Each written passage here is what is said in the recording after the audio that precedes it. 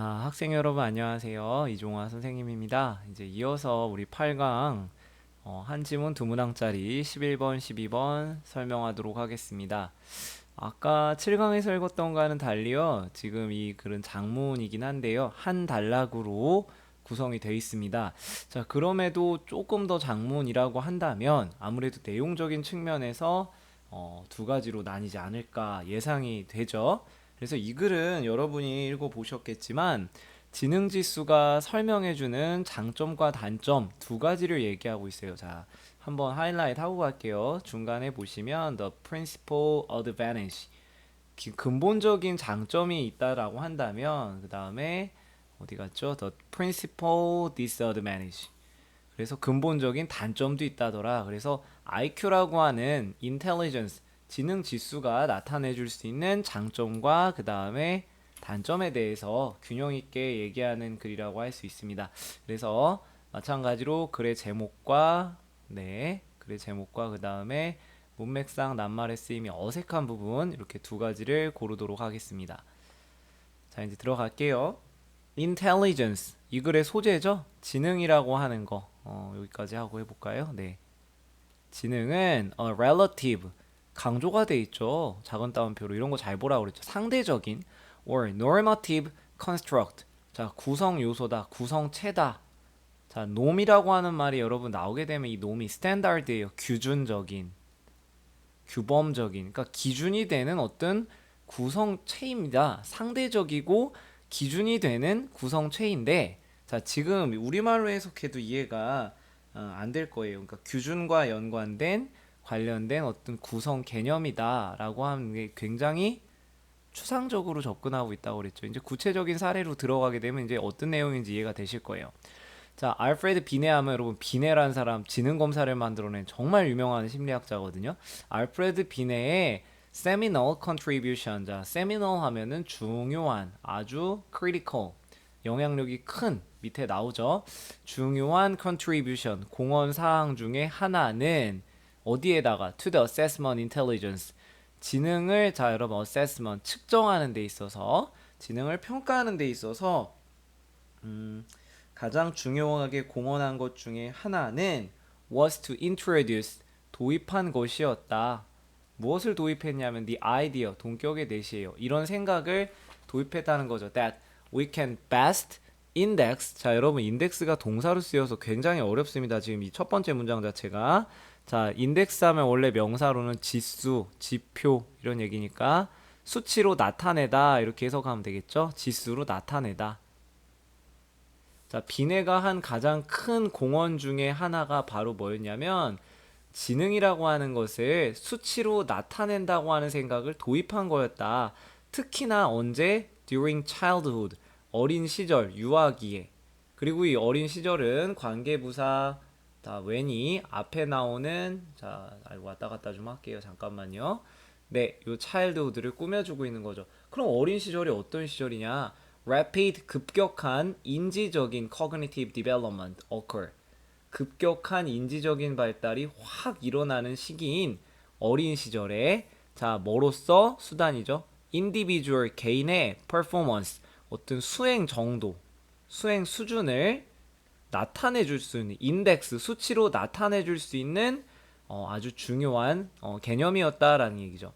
In comparison to 하면은 자, 여러분 comparison 하면 뭐예요? 비교하는 거죠. 뭐뭐와 비교하여.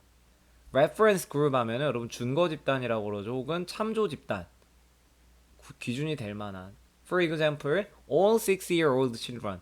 그러니까 기준이 될 만한 평균 참조 집단이 예를 들어 6살 아동의 라고 하는 참조 집단과 비교했을 때 한 개인이 performance, 수행할 수 있을 만한 어떤 intelligence, 지능을 인덱스, 수치로 나타내주는 생각을 도입을 했다는 점에서 이 사람이 어마어마하게 공헌을 했다더라. 자, 그러면 자, 지능이라고 하는 거는 상대적인 construct, 구성체였다라고 해서 그 지능에 대한 개념을 설명하고 있는 거예요. 어디와 구별했을 때 자, norm, 자, reference group, 참조 집단, 규준 집단과 비교를 했을 때 개인의 어떤 성취 수준을 얘기해 줄 수 있는 일종의 자, 인덱스, 지표다, 지수다 이런 얘기죠. 이것이 지능에 대한 개념입니다. It is almost universally accepted that 자, 이시 가짜 주어고 대시 진짜 주어죠. 이런 사실이 거의 보편적으로 공통적으로 수용이 돼요. 받아들여져요. 인정이 되는데 that이야. One can 한 개인은 can only quantify an individual intelligence by referring to the reference or norming group. 자, 여기 나왔죠. reference 그룹 하면 아까 참조 집단. 그 다음에 norming group 하면은 아까 얘기했잖아요. 놈, 그룹, 기준이 되는 기준 집단, 규준 집단. 즉 쉽게 얘기할까요? 비교 집단이죠.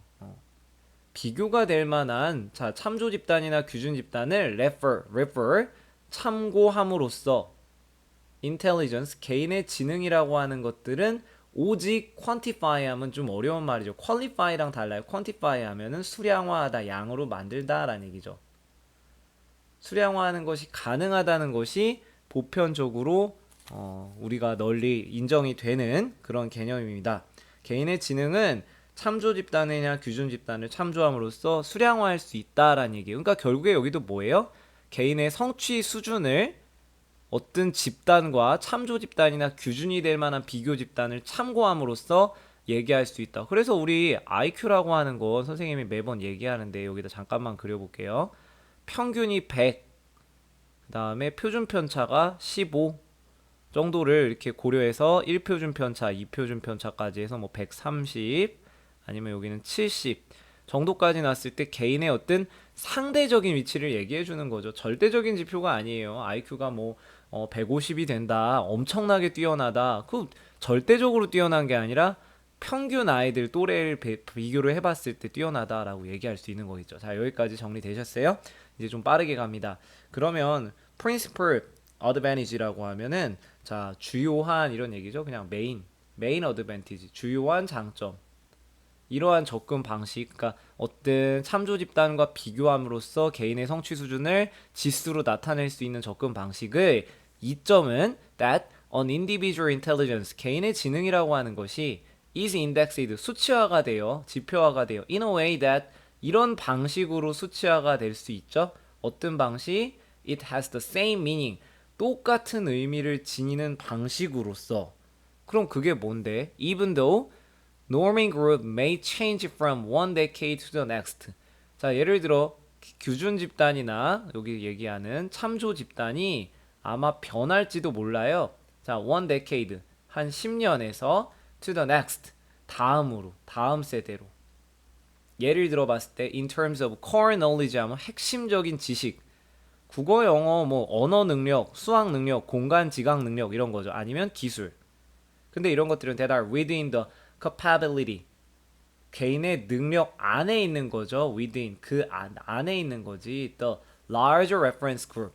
조금 더 범위가 큰 규준 집단의 능력 안에서 핵심적인 기술이라던가 핵심적인 지식의 관점에서 봤을 때 한 10년 정도 그리고 그 next 하면은 그 다음 세대가 아니라 여기서 10년을 말하겠죠. next decade. 그 다음 10년으로 규준 집단이 달라진다고 할지라도 똑같은 의미를 지닌다. 자, 이게 무슨 얘기냐면 자, 지수화의 방식이 같다라는 거죠. 그러니까 10년 전에 IQ 115가 어느 정도다. 자, 그 다음에 앞으로 10년 후에 IQ 115가 갖는 의미 평균이 100, 표준 편차가 15니까 만약에 115가 나왔을 때에는 이 사람의 상대적인 위치가 동일하다는 거지. 6살 평균 아이의 또래에 비해서 이 친구의 현재 성취 수준이 이 정도구나 라는 걸 수치화로 나타낼 수 있다는 거죠. 물론 여러분 이따가 읽겠지만 이 IQ 평균 편차, 표준 편차는 변할 수 있어요. 앞으로 공부를 더 많이 해갖고 아이들 평균이 뭐 예를 들어 130이 될 수도 있고 표준 편차가 15가 아니라 20까지 차이가 날 수도 있어. 아니면 표준 편차가 거의 차이가 안 나서 5로 좁혀질 수도 있어.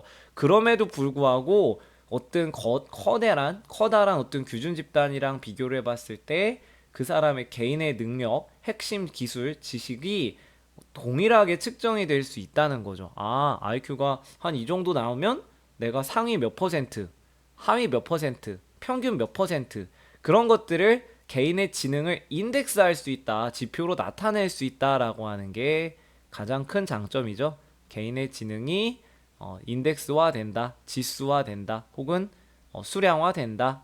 요게 가장 큰 장점이에요.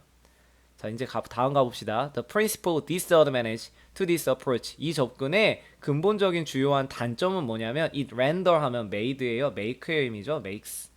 만들어냅니다. comparison. 비교를 하는데 across norming group. 자, 이거에 걸쳐서 넘어서 이런 뜻이죠. 이 강조가 돼 있어요. 이게 이탈릭스가 돼 있어. 중요한 거거든. 자, 비교를 만들어내는데 어디를 뛰어넘는 비교를 하냐? norming group, somewhere problematic. 자, 보세요.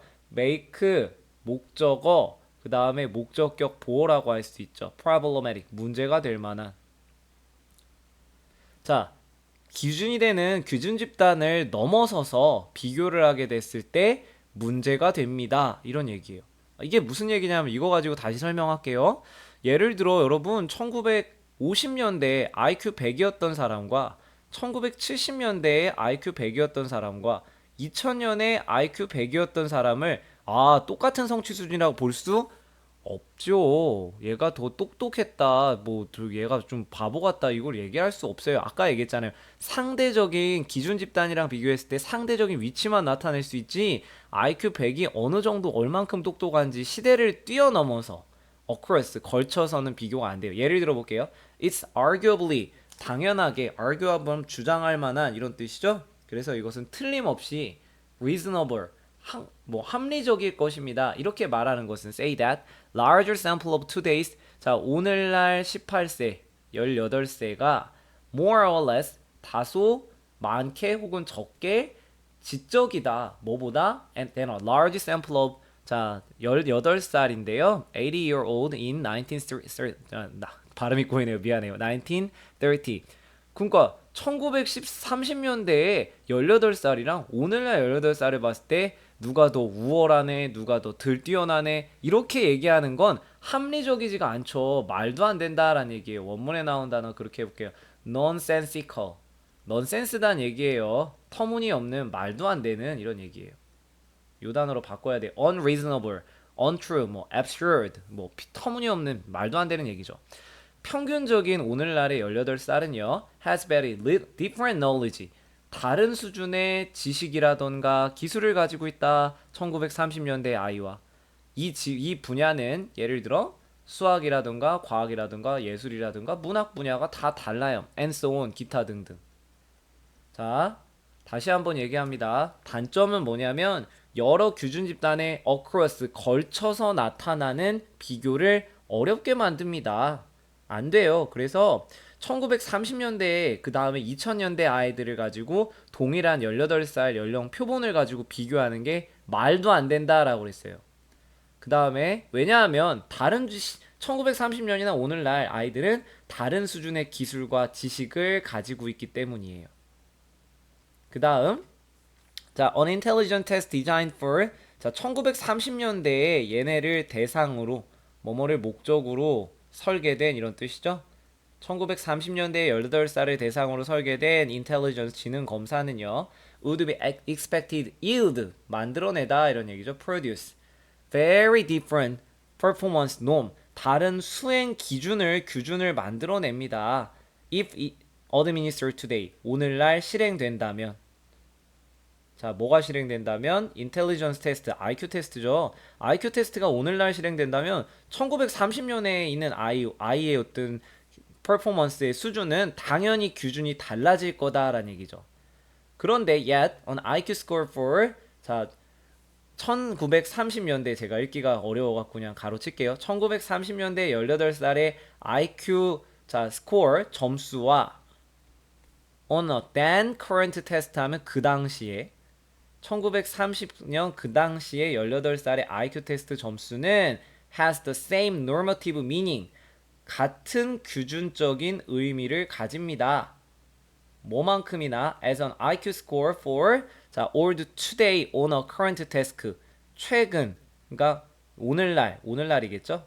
그 시대란 얘기니까 오늘날 시대의 18살에 있는 IQ 점수와는 규준적으로 같은 의미를 가진다더라. 수행 규준은 달라요. 그래서 과학 지식이나 기술, 수학 지식이나 기술은 다르지만 IQ가 어떤 수행적인 동일하게 어떤 규준이 같다란 얘기예요. 이게 참 어려운 얘기인데 그러니까 IQ가 1930년대에 100, 70년대에 100, 오늘날 100이 나오면 아, 이 친구의 평균적인 위치가 이 정도가 되는구나는 동일한 규준적인 상대적인 의미는 가질 수 있을지언정 100이 나왔다고 이때는 똑똑했네, 이때는 덜 똑똑했네 이렇게 얘기할 수는 없다는 거죠. 그래서 마지막 문장이 제일 중요해요. 여기가 이 글의 핵심 요지예요. The IQ score, IQ 점수라는 것은 단지 말해줄 뿐입니다. 우리에게 개인적인 standing, 위치예요, 위치. 개인의 위치만 얘기해 주는 거야. IQ가 130, 140, 150 나왔을 때 기준이 되는 집단에 비교해 봤을 때 이 친구의 상대적인 위치가 이쯤에 있겠구나. 요 정도만 나타내 주는 거지. 이거를 막 시대를 초월해서 막 아니면 세대를 초월해서 얘기하긴 힘들다라는 거죠. 자, with respect to 하면은 뭐뭐와 관련하여 other member on the norming sample 이게 중요한 거죠. 규준 표본이라고 하는 norming sample 기준이 되는 샘플 표본이 서로 다른 other member, 다른 구성원들과 관련했을 때 개인의 상대적인 위치만 얘기해 준다 이런 얘기예요. 자, 그래서 이 글은 IQ 테스트에 다시 한번 정리할게요. IQ 테스트의 두 가지 측면에 대해서 얘기하는 글입니다. 선생님이 굉장히 천천히 하다 보니까 시간이 좀 오버됐는데 장점은 규준 집단이 달라져도 이 IQ를 지수로 수치로 만들어내는 방식이 똑같아요. 단점은 뭐냐면 여러 가지 across예요. 여러 가지 기준 집단이 서로 걸쳐서 비교를 하게 될 때에는 문제가 된다더라. 이런 얘기예요. 그 이유는 뭐냐면 수학이나 과학이나 예술 등의 영역에서 다양한 지식이나 기술을 가지고는 있지만 이 수행 규준이라고 하는 건 다르지만 그래도 IQ를 100을 낳았을 때 뭐 1950년이 됐든 2000년이 됐든 이 친구의 상대적인 위치 정도만 얘기할 수 있다. 즉 여기에서는 IQ라고 하는 건 상대적인 위치만 알려줄 뿐이다. 규준 표본이 될 만한 다른 구성원의 개인의 스탠딩 위치만 얘기해 준다더라 하는 게 이 글의 핵심입니다. 자, 빠르게 문제 풀고 마무리하겠습니다. 윗글의 제목은 3번이에요. IQ가 자, represent, show, 반영하다, 나타내다, 대표하다 이런 얘기죠. 나타낼 수 있는 거와 나타낼 수 없는 거. 상대적인 위치는 나타낼 수 있지만 서로 어떤 시대 간의 비교 이런 거는 안 된다라고 그랬어요. 두 가지를 다 얘기하고 있기 때문에 3번. 그다음에 자, 뭐 5번에 뭐 정상과 abnormal 하면 비정상이잖아요. 비정상과의 어떤 갭 차이 이런 거 말도 안 되죠. 그다음 nature rather than nurture. 천성이냐 타고난 거냐 아니면은 양육에 의해 후천적인 거냐 선천적이냐 후천적이냐 가지고 물어보는 이런 굉장히 좋아 보이는 말이지만 이런 말은 절대 한 적 없고요. 자, 아까 nonsensical을 바꾸라고 그랬죠. 그게 몇 번이었어요, 여러분? 한번 같이 볼까요? 선생님이 헷갈리네. D번이네요. reasonable. 이렇게 얘기하는 게 합리적인 게 아니라 말도 안 되는 소리다라고 해서 D번입니다. 자, 굉장히 어려운 지문이었고요. 한번 꼼꼼하게 복습을 하시면서 이렇게 지문을 파악하시면 좋을 것 같습니다. 궁금하신 건 물어보시고요. 네, 수고하셨습니다.